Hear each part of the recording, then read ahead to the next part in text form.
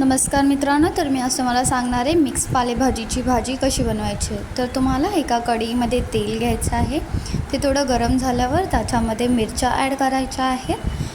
त्यानंतर थोडा कांदा ॲड करायचा आहे. ते चांगल्या प्रकारे परतून घ्यायचं आहे.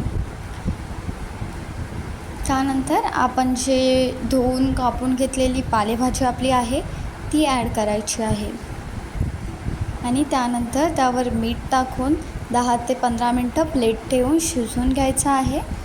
त्यानंतर जेव्हा भाजी कमी होते तेव्हा आपल्याला त्याच्यामध्ये खोबरं टाकून अजून 5 मिनटं प्लेट ठेवून शिजवून घ्यायचं आहे आणि त्यानंतर भाजी रेडी आहे खाण्यासाठी. तर तुम्ही ती भाजी भाकरीसोबत खाऊ शकता. भाकरीसोबत त्याची चव अजून छान लागते आणि ही भाजी आपल्या आरोग्यासाठी, आपल्या शरीरासाठी खूप पौष्टिक आहे. तर तुम्ही नक्कीच ट्राय करा आणि तुम्हाला अजून असल्या काही मालवणी टाईप रेसिपी पाहिजे असतील तर माझ्या चॅनलला सबस्क्राईब करा आणि कमेंटमध्ये नक्कीच सांगा. धन्यवाद.